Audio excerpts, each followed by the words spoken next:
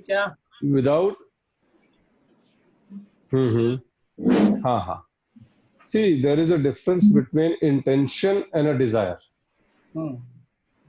Intention अगर नहीं उठेंगी तो हम अपने गोल्स तक कैसे पहुंचेंगे, लेकिन वही इंटेंशन जब डिजायर बन जाती है इट इज अ प्रॉब्लम। वही जीवन में नीचे की ओर गिराती है। That which makes us miserable is our desire not our intention. तो जानना जरूरी है the difference between intention and desire. कोई भी एक थॉट उठा, इंटेंशन उठी, तभी हम उसके लिए आगे बढ़ेंगे, कुछ भी करना हो, वर्ल्डली और स्पिरिचुअल, एनीथिंग। लेकिन when that intention is mixed up with feverishness it becomes a desire। वो जब इच्छा एक बन जाती है तो हमारे इंटेलेक्ट को ढक देती है। यस, एक इंटेंशन फॉर एग्जांपल, मुझे यहाँ से दिल्ली जाना है, वो अगर इंटेंशन उठी तभी दिल्ली जाओगे। लेकिन दिल्ली अगर जाना है तो मस्ती के साथ जाते हो नहीं जाते?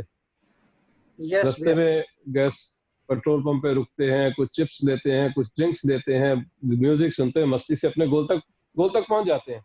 लेकिन वही इंटेंशन अगर डिजायर बन जाए, फेवरिशनेस आ जाए, हाय मैं दिल्ली जाना है, दिल्ली जाना है, दिल्ली जाना है, नहीं पहुंचा नुकसान हो जाएगा, दिल्ली जाना है, तो how your mind is working.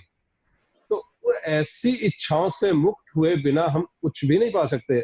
हमारी इच्छाएं हमें मिजरेबल कर देंगी, but intention yes, you have to, उसके बिना तो कुछ मिलेगा ही नहीं।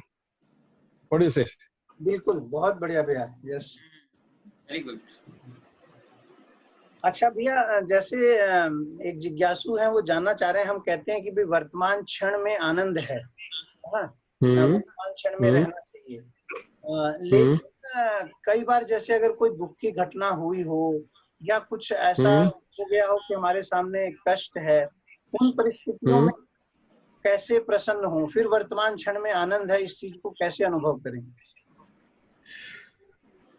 जो कभी गौर करना, जितना भी रिग्रेट है, गिल्ट है, एंगर है, दुख है, वो पास्ट है। चिंता जो है वो फ्यूचर की है, डर जो है वो फ्यूचर का है। दोनों ही स्थिति में जीवन नहीं है। जीवन कहाँ है? अभी। अगर मुश्किल क्षण भी है, उसमें से भी अगर निकलना है तो जो मुश्किल है, जो प्रॉब्लम है, उसी के बारे में अगर सोचते रहेंगे तो क्या मुश्किल से इजीली निकल पाएंगे? लेकिन अगर वर्तमान में उस क्षण में आ जाए तो हमारे भीतर की क्रिएटिविटी बढ़ेगी। क्योंकि जब मन बंधा होगा दुख से, डिप्रेशन से, दिक्कत आ रही, समझ आ रही है बात? तो कुछ आइडियाज भी नहीं आएंगे। आइडियाज कहां से आएंगे? अंदर से क्रिएटिव आइडिया, सोल्यूशन कब आते हैं? जब मन खाली हो या जब मन स्ट्रेस में हो? जब खाली हो। लेकिन हमारे साथ ऐसा हुआ, उसको सोच के अगर हम चबाते रहेंगे तो सोल्यूशन कहां से मिलेगा? फिर लोग हमें आके समझाते हैं, अपनी विवेक खो देते हैं। लेकिन जैसे ही ज्ञान टिक जाए कि वर्तमान क्षण अटल है, जीवन तो अभी है, मुश्किल जो भी है वो है, उसके लिए हम क्या कर सकते हैं? गुरुजी बताते हैं ना, दो चीजें, या तो ये विवेक आ जाए कि ये समय बदल जाएगा। ये ज्ञान कब आएगा? वर्तमान में आए बिना आ जाएगा क्या? क्योंकि everything is changing in this world, whether your body, whether your feelings, whether your thoughts, whether your emotions. क्या चीजें जो नहीं बदल रही। लेकिन कुछ चीजें जब समझ में आता है कि नहीं बदलने वाली, तो उनकी एक्सेप्टेंस तभी आएगी जब आप वर्तमान में रहकर उस स्थिति के बारे में सजग होंगे। नहीं तो कैसे आएगा ये ज्ञान? नो? यस भैया, वेरी नाइस। अच्छा, दिव्यता के साथ एक रूप कैसे हुआ जाए? कैसे ये अनुभव में आए कि हम और वो एक हैं? ऐसे कहते हैं कि भाई आप ईश्वर का रूप हैं, ईश्वर आप में ही है। अब ये इंटेलेक्चुअल तो ठीक है, बट इस चीज को कैसे, how to feel that, how to be one with divine?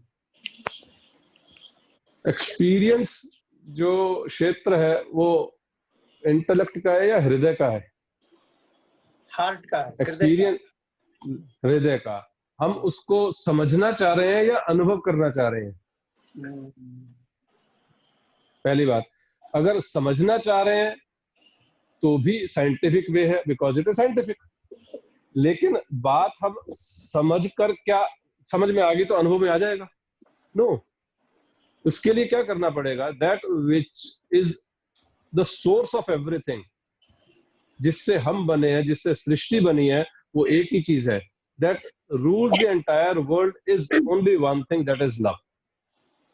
अगर आप भी प्रेम से बने हैं, सृष्टि भी प्रेम से बनी है, ईश्वर भी प्रेम का ही दूसरा नाम है, तो फिर भेद कहाँ है? Where is the difference? लेकिन अगर इसको इंटेलेक्चुअली भी समझना है तो आप भी 5 तत्वों से बने हैं, सृष्टि भी 5 तत्वों से बनी है, तो भी कोई भेद नहीं है. But if you have to experience, that is from the level of your heart. इसीलिए गुरुदेव क्या कहते हैं, journey from head to heart. Logics को छोड़ना पड़ेगा, बुद्धि से परे जाना पड़ेगा, तभी ज्ञान जीवन में उतरेगा. और जैसे ही ज्ञान उतरेगा, उसका फ्रूट क्या है? दैट इज भक्ति. The fruit of knowledge is भक्ति, devotion, and devotion is mature love. Yes or no? Very nice भैया, wonderful. भारती दीदी के पास कुछ प्रश्न हैं. हाँ दीदी बोलो. भारती भैया, हाँ, टीन एज के बच्चों से कैसे डील करें, क्योंकि वो कहना सुनना नहीं चाहते हैं, वो अपने मन की करना चाहते हैं. हेलो भैया, अब आ रही आवाज? हाँ. भैया, टीन एज के बच्चों से कैसे डील किया जाए, क्योंकि वो अपनी मन की करना चाहते हैं. उनको ये भी नहीं पता है कि उनके लिए क्या अच्छा है क्या बुरा है, और अगर हम उन्हें समझाते हैं तो वो समझ नहीं पा रहे हैं हमारी बात. और इस जद्दोजहद में बहुत नॉन एक्सेप्टेंस आ रही है एक दूसरे के लिए. मैं एक बात पूछता हूँ, क्या सिर्फ नॉन लिसनिंग टीनेजर्स की तरफ से ही है क्या, या पेरेंट्स की तरफ से भी है? ये जानना जरूरी है. क्या हम अपनी महत्वाकांक्षाओं को पूरा कराने के लिए कहीं ना कहीं एक किसी आड़ में बच्चों पर कई बार प्रेशर तो नहीं डालते? नो डाउट उन्हें समझाना जरूरी है, मैं इसके ये नहीं कह रहा, लेकिन क्या हम उस एज ग्रुप में जाकर सोचते हैं कि इस वक्त बच्चा जो टीनेज है वो किस बुद्धि से, किस लॉजिक से सोच रहा है? क्या सिर्फ अपनी बात मनवाना ही बच्चों को समझाना है? मेरी आवाज आ रही है? Yes, yes. There are two three things. तो पहले तो ये समझना कि बच्चा उस एडोलेसेंट एज से गुजर रहा है, हार्मोनल चेंजेस से गुजर रहा है, उसका थॉट प्रोसेस, उसके कैरियर ओरिएंटेशन, उसके एम्बिशंस कुछ और हैं. और एक लेवल पर 40-50 साल का व्यक्ति और एक 20 साल के व्यक्ति के एम्बिशंस में, सोच में, ठहराव में फर्क होगा या नहीं होगा? तो अगर ये बात है तो क्या जो 50 साल का पेरेंट है या गाइड है, वो भी क्या बच्चे को सुनता है 100% जैसा बच्चा अपनी बात बोलना चाह रहा है, या सिर्फ अपने हिसाब से सुनकर सिर्फ रिप्लाई और उसको सिर्फ बताना ही चाहता है?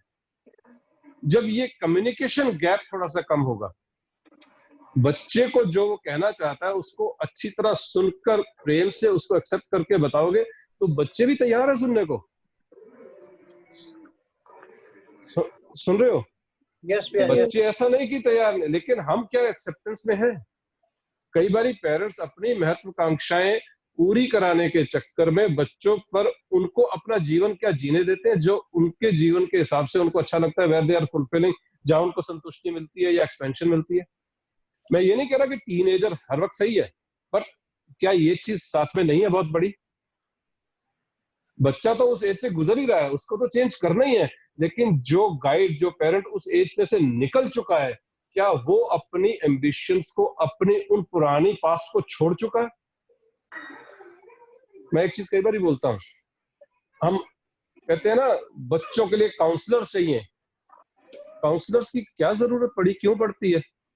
आप गौर करो, मैं एक छोटा सा एग्जांपल देता हूं आपको. छोटा बच्चा जब स्कूल में जाता है, छोटे से बच्चे स्कूल में जाते हैं, घर आके अपने पेरेंट्स के साथ सब कुछ शेयर करता है, यस और नो? और पेरेंट्स को अच्छा लगता नहीं लगता? बहुत अच्छा लगता है. बच्चा आता है, शेयर करता है, पेरेंट्स सुनते हैं, उसकी खुशी के साथ खुश होते हैं. बच्चा थोड़ा ग्रो किया, 9th में पहुंचा, 8, 9, 10th में पहुंचा, तो एक दिन आके शेयर करता है, पापा या मम्मा, मेरे को ना आज मेरे फ्रेंड ने कहा आज क्लास बंक करते हैं. पेरेंट्स का क्या रिएक्शन होगा? क्या बोलते हैं? क्या बोलते हैं? बी सिंसियर, गलत, खबरदार, गलत है, ऐसा नहीं करना.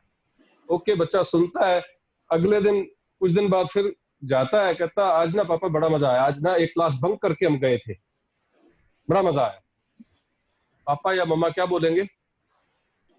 और ज्यादा गुस्सा करेंगे या क्या बोलेंगे? हाँ, गलत बात है, कौन सी तेरी कंपनी है, उसको छोड़ दे। कुछ टाइम बाद जब वो 10th में हो गया, बच्चा कहता है पापा मेरे को ना मेरे फ्रेंड ने कहा था एक कश लगा के देख, बड़ा मजा आएगा। पापा क्या कहेंगे? पिटाई भी हो सकती है। क्या बोलेंगे? पिटाई भी हो सकती है। यस। अब सेकंड थिंग, उसके बाद बच्चा आपके साथ आके शेयर नहीं करता, तो क्या इसका मतलब उसने आपकी पिटाई खाकर वो चीज छोड़ दी? What do you think? No.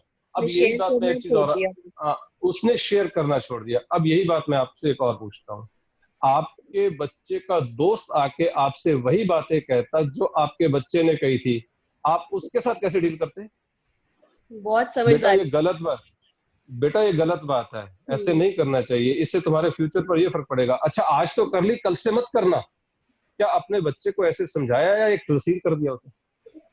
बच्चे ने शेयरिंग बंद कर दी या उस चीज को छोड़ दिया आपके गुस्से से, आपकी अथॉरिटी के कारण? क्या टीन एज में जब बच्चे आते हैं, क्या हम बच्चों के फ्रेंड्स बनते हैं? क्या 20-22 साल के बच्चों को आज के टाइम में कितने फादर ऐसे हैं जो गले लगाते हैं? टेल मी, है कोई? एक तरफ समस्या नहीं है, वो नहीं सुनते। मैं एक चीज और कहता हूं, अगर नेचर ये परमिशन दे दे ना थोड़ी सी, कि पेरेंट्स को पैदा होने से पहले बच्चे से पूछने का मौका मिल जाए क्या तू मेरी महत्वाकांक्षाएं पूरी करेगा, और बच्चे को ये मौका मिल जाए क्या मुझे अपने हिसाब से मेरा जीवन खुशी से जीने दोगे, शायद जन्म होना बंद हो जाएगा।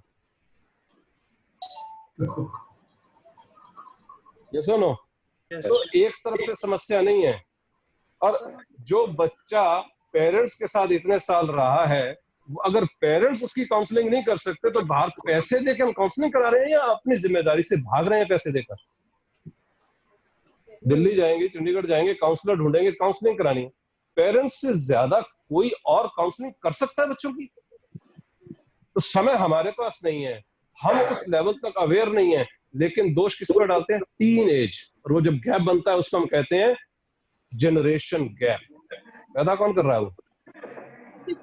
मैं I am not advocating teenagers, but see to it, इसमें जिम्मेदारी टीनेजर्स की ज्यादा मानने की है या पेरेंट्स को उस मामले में समझकर उसके साथ एडजस्ट करने या समझाने की है? अवेयरनेस की ज्यादा जरूरत, और कौन कर सकता है? टीनेज से हम ज्यादा एक्सपेक्ट करेंगे उस अवेयरनेस की, पेशेंस की, या पेरेंट्स से? अरे भाई 20 साल का बच्चे में पेशेंस नहीं है तो 40-45 साल के पेरेंट में पेशेंस है इस तरीके को डील करने की, इस तरीके से? Just think over it. That's why knowledge is important. What do you से?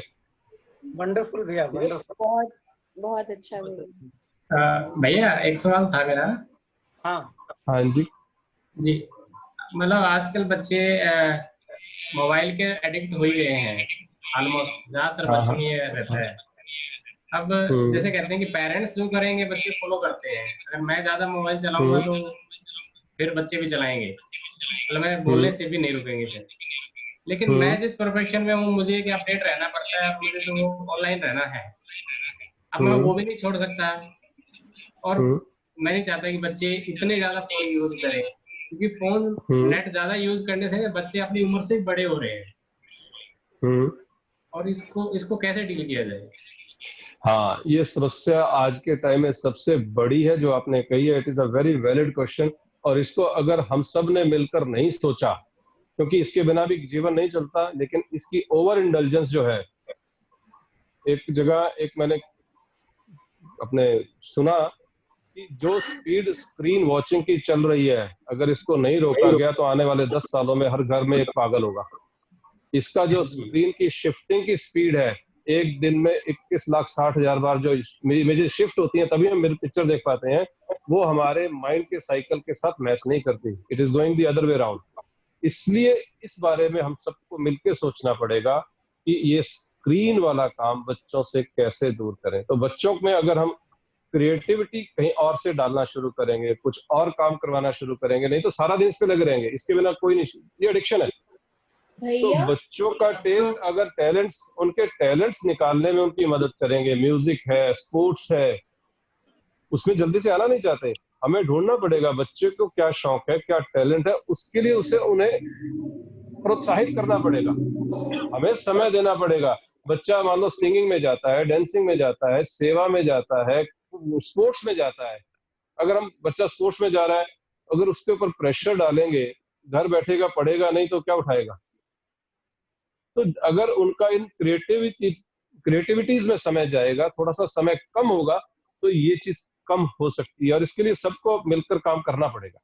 आजकल तो भैया क्लासेस भी ऑनलाइन हो गई है, तो ये तो एक फेज आया है ना, ये जरूरी नहीं कि ऐसा ही चलेगी एजुकेशन सिस्टम, ये कुछ टाइम का है, जैसे गुरुदेव बताते हैं, हो सकता है ये साल चले, लेकिन धीरे धीरे जो, ऐसा तो नहीं कि परमानेंट एजुकेशन सिस्टम वर्चुअल हो जाएगा, ऐसा नहीं होने वाला। स्कूल, कॉलेज, यूनिवर्सिटीज तो रहेंगे, अगर उसकी जरूरत ना होती तो फिर सिर्फ घर बच्चों को ट्यूशन दे के भी हम एजुकेशन दे सकते थे। सिर्फ स्कूल, सिर्फ पढ़ना, एकेडमिक्स पढ़ना ही एजुकेशन नहीं है, it's not just academics. School जाने का मतलब बहुत कुछ है, कॉलेज जाने का मतलब बहुत कुछ है। जैसे अब स्टैनफोर्ड यूनिवर्सिटी ने भी कहा है 85% सॉफ्ट स्किल चाहिए, 15% एकेडमिक्स चाहिए, और हमारा एजुकेशन सिस्टम इससे बिल्कुल उल्टा चल रहा है। तो इसलिए स्कूल कॉलेजेस तो खुलेंगे, हाँ ये थोड़ा फेज चल रहा है लॉकडाउन का, पेंडेमिक्स का, कोरोना का, ये निकल जाएगा, ये जैसे गुरुदेव कह रहे हैं, थोड़ा सा टाइम लगेगा, लेकिन वापस बैक उस पे आ जाएंगे। लेकिन इस बात के लिए जो भैया ने भी उठाई, ईश्वर जी ने, स्क्रीन, इसका जो एडिक्शन है, सबको मिलकर, देखो गुस्से से डांट के नहीं होगा, बच्चे के टेस्ट को ढूंढकर उसमें उसकी इन्वॉल्वमेंट बढ़ानी पड़ेगी। वो कुछ भी हो सकते हैं टैलेंट्स, आर्ट एंड क्राफ्ट्स है, म्यूजिक है, सेवा है, कुछ भी हो सकता है, ये मिलकर करना पड़ेगा। थोड़ी से ईश्वर भैया। यस भैया, एक और क्वेश्चन अभी अंशु जी ने पूछा, और बोलिए कि सब कुछ अच्छा चल रहा है, सब कुछ है लाइफ में, लेकिन फिर भी मन उदास हो जाता है कई बार, ऐसा क्यों है? अब क्यों चाहिए, या कभी कभी हो जाता है, ये बताने के लिए कि हाँ, opposite values are complementary to each other. अगर उदास नहीं होगा तो जो इसके ऑपोजिट आप रहना चाहते हो उसकी कदर कैसे करोगे। हेल्थ का डर नहीं होगा तो हर वक्त इम्यूनिटी सिस्टम या उसके डिजीज का डर नहीं होगा तो हेल्दी रहने के लिए प्रयास कैसे करोगे। तो कभी कभी हो जाता है, कोई बात नहीं, उसको ज्यादा चिंता मत करो, लेकिन जब उसमें पक्के हो जाओगे, जब इस साधना सेवा सत्संग के इसमें पक्के हो जाओगे, तो वो स्थिति आएगी नहीं, क्योंकि फिर आप दूसरों को अपलिफ्ट करने में अपना समय लगाओगे, फिर अपनी उदासी, अपना गम भूल जाओगे। Your purpose of life will totally change, that I am here to uplift others, not for myself. फिर वो स्थिति नहीं आएगी। गुरुजी, जब हमें अपने लिए कुछ चाहिए होता है, तब ये दिक्कत आनी चाहिए। हाँ जी बोलिए। कुछ बच्चे आजकल गुरुजी जैसे गेम्स में एडिक्ट हो गए हैं, पबजी और इसमें, और इनसे कैसे छुटकारा पाया जाए। इसके लिए यदि हम बच्चों को कुछ कहते हैं तो मदर सपोर्ट करते हैं ज्यादा, क्योंकि मदर के सबसे नजदीक होते हैं बच्चे ज्यादा। अभी बताया,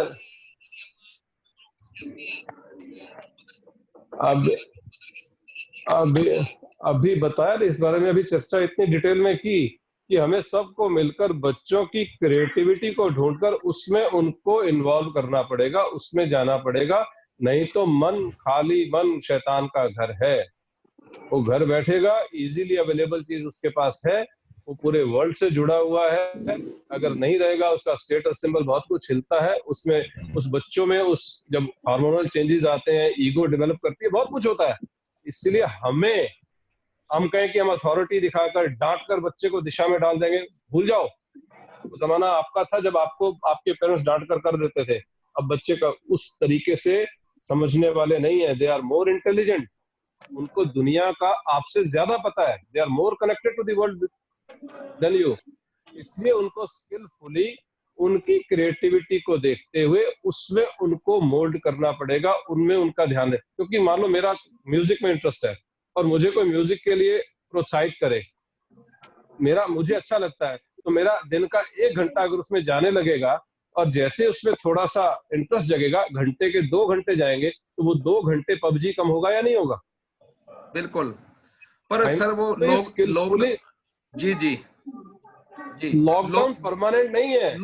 हाँ बस उसका ही परमानेंट नहीं है, बच्चे उसी का फायदा उठा रहे हैं। हाँ, ये हमें अब दिख रहा फायदा उठा रहे हैं क्योंकि हमारे सामने वो 24 घंटे हैं। लॉकडाउन से पहले भी मैक्सिमम बच्चे यही कुछ करते थे। हमें दिखने लग गया क्योंकि हमें मौका मिला उनके पास रहने का। ज्यादा फर्क नहीं है, कोई 10% फर्क पड़ गया होगा। बच्चे जब अपने उस ऊर्जा के साथ जुड़े हैं तो वो है। आपकी नॉलेज में अब आया क्योंकि आपको बच्चों के साथ ज्यादा समय बिताने का मौका अब मिला है। That's all. जी जी जी जी, वो हमें करना पड़ेगा जी। भैया नेक्स्ट क्वेश्चन है कि हमें कैसे पता चलेगा कि हमारे दैनिक कर्म, दिनचर्या, सोच विचार सही दिशा में जा रहे हैं? वो क्या पैमाना है जिससे हम अपनी दिशा को माप सके और सही दिशा में आगे बढ़ सके?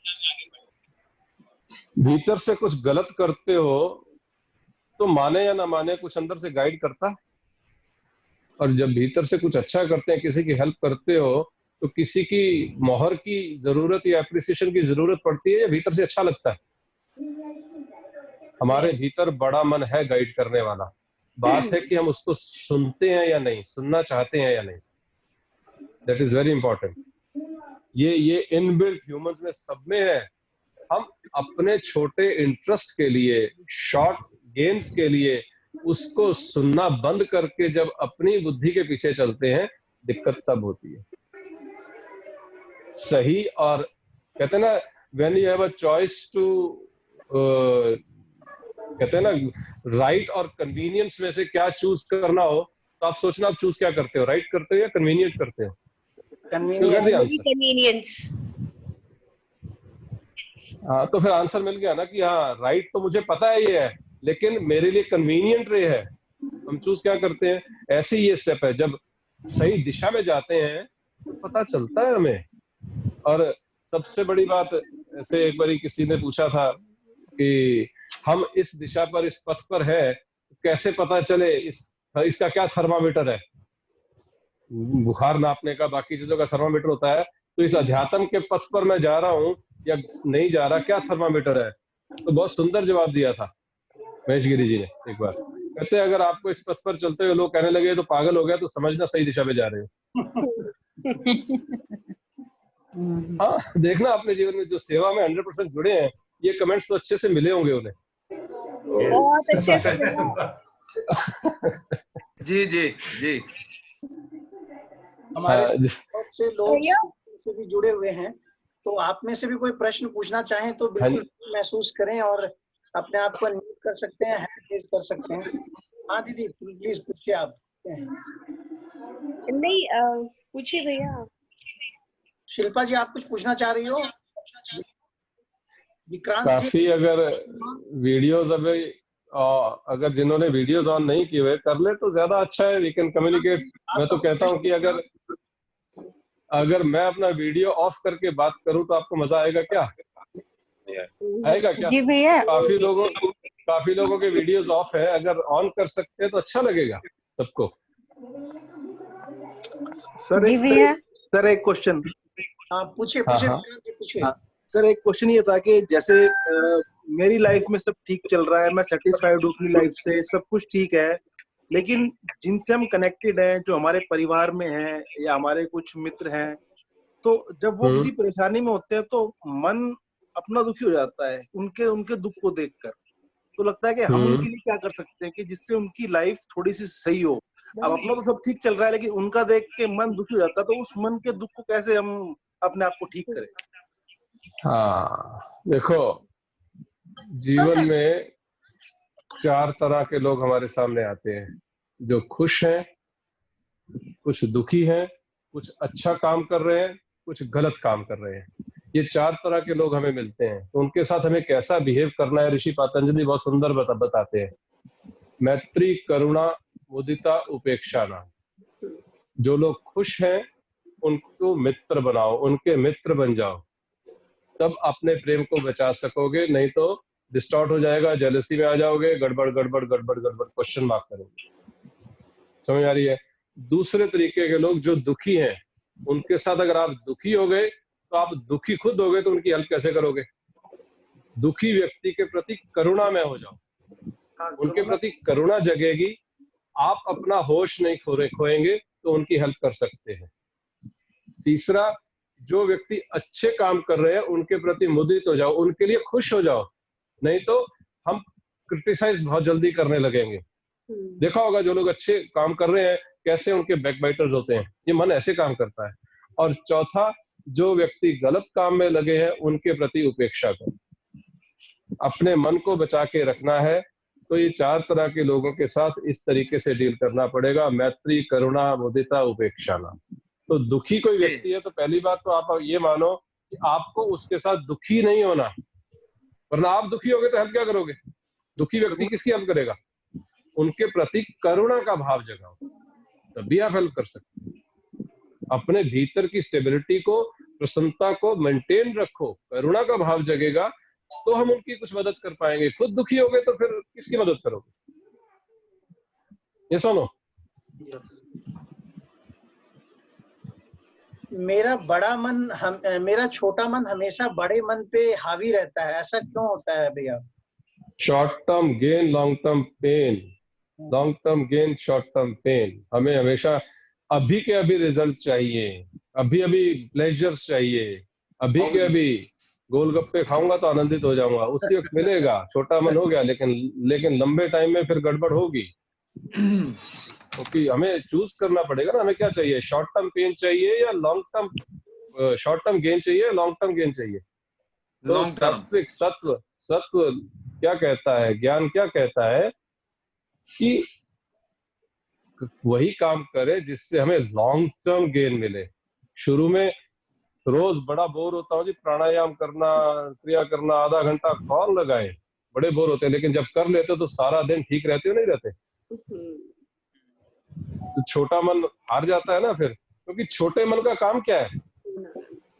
छोटे मन को एक मुफ्त का पप्पू मिला हुआ है काम करवाने को, पप्पू बन के जी रहे हो। तो आपको कोई मुफ्त का स्लेव मिल जाए, उसको छोड़ना चाहोगे क्या? छोड़ना चाहोगे क्या? कोई नहीं छोड़ना चाहता। उस छोटे मन को पता है ये पप्पू मिला हुआ है, इसलिए आपको भटकाता है, ये कर ये कर ये कर, आप करते हो। अगर किसी व्यक्ति को पता चल जाए फला जगह जाकर मेरी मौत हो जाएगी, वो जाएगा क्या? मन को पता है, छोटे मन को पता है रोज सुदर्शन क्रिया करूंगा, ध्यान करूंगा, मेरी मौत हो जाएगी, मैं इसका गुलाम हो जाऊंगा, जो ये मुझे कहेगा करना पड़ेगा।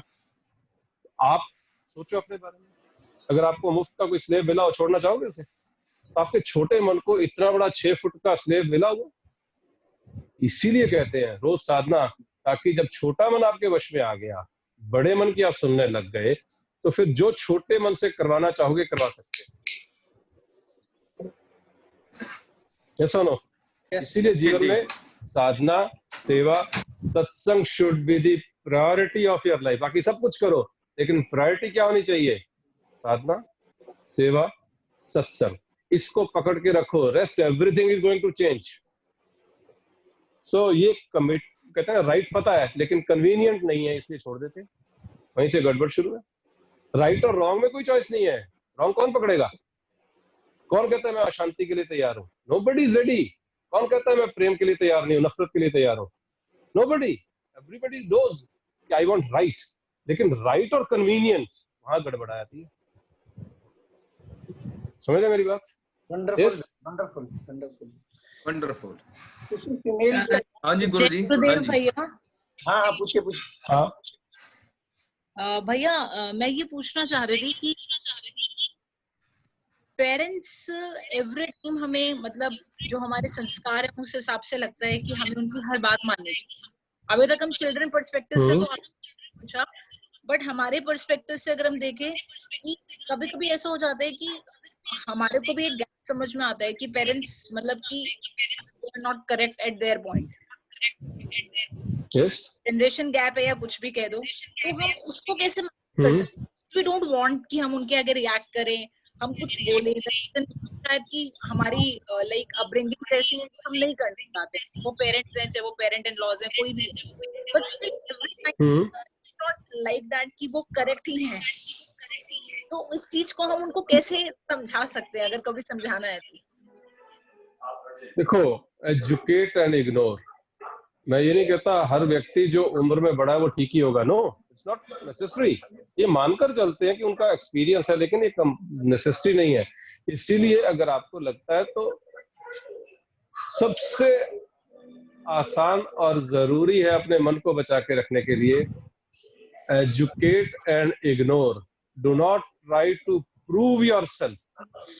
जहां पे हम प्रमाण देने का प्रयास करने लगते हैं वहीं से प्रेम विकृत होना शुरू होता है, और हमें लगता है कि मैंने प्रूव कर दिया तो मैं सही हो जाऊंगा। अगर आप पर कोई इल्जाम लगाता है उनको प्रेम से कह सकते हो, नहीं ऐसा नहीं है, that should come from the bottom of your heart, ऐसा नहीं है। अगर आप प्रूव भी कर लोगे, उन्होंने नहीं माना, तो क्या मनवा के दिखा सकते हो? मनवा सकते हो। उसके लिए उस रिलेशनशिप को बचाने के लिए जरूरी है that love should come from the bottom of your heart, that कहते हैं एजुकेट एंड इग्नोर। वो बताने के बाद, एजुकेट करने के बाद अगर इग्नोर नहीं करोगे, you are going to be miserable for sure. क्योंकि वहां फिर ये आता है ना कि मेरी बात नहीं मानी जा रही। एजुकेट तक तो ठीक था, जब तक इग्नोर नहीं किया, there you become the centre, your ego becomes the centre. मैं तो तेरा फायदा चाहता हूं, तो वो प्रेम जो है वहां विकृत हो जाता है। और जहां प्रमाण देने का कोशिश करोगे, प्रमाण जहां भी प्रेम में मांगा जाएगा, दिया जाएगा, पक्का मिजरीज लाएगा। Nobody can stop. जितने भी प्रेम के रिलेशनशिप्स टूटते हैं, it is because of proof, wanting and giving proof of love, because love can not be prove.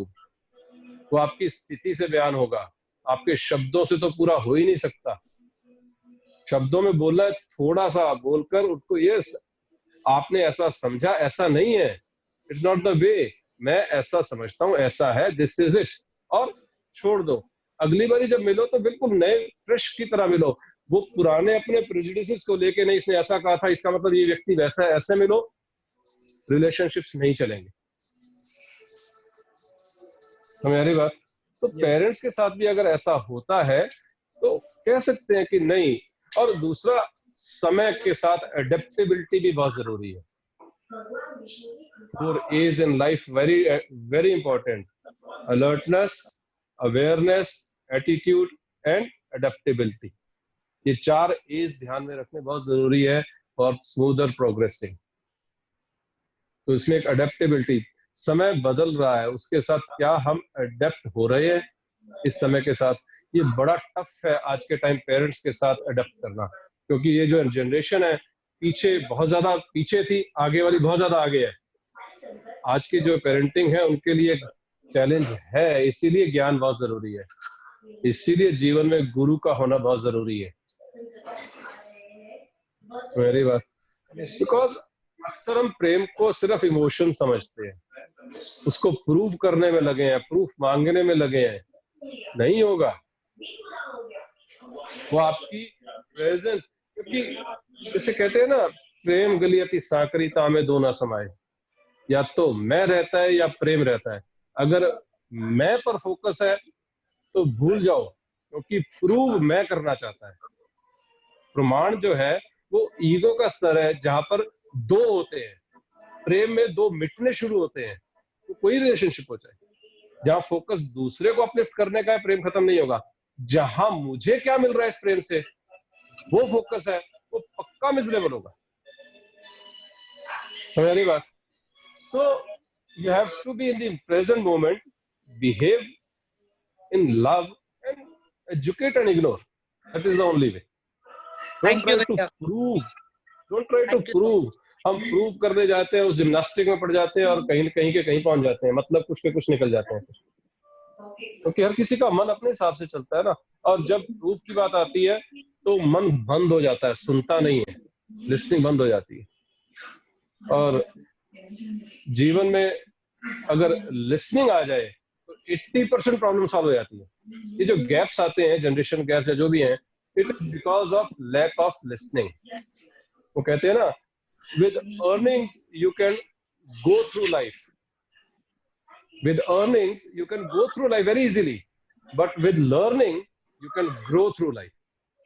Earn और learn में एक अल्फाबेट है L. L stands for listening.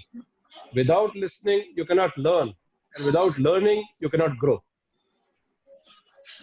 So अपने listening को improve करना बहुत जरूरी है, otherwise no use.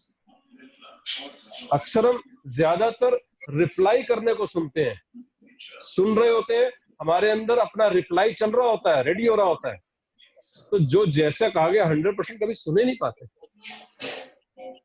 ये सुनो।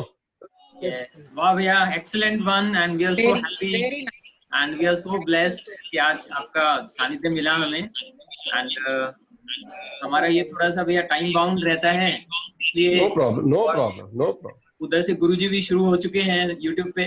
हाँ। तो आई थिंक आपकी परमिशन लेके इसको वाइंड अप करें भैया। हाँ, नारद भक्ति सूत्रा भी शुरू हो गया, इन्होंने ज्वाइन किया, वो भी करेंगे। ओके, थैंक यू भैया, थैंक यू सो मच भैया। बहुत अच्छा सेशन था। जय गुरुदेव। जय गुरुदेव।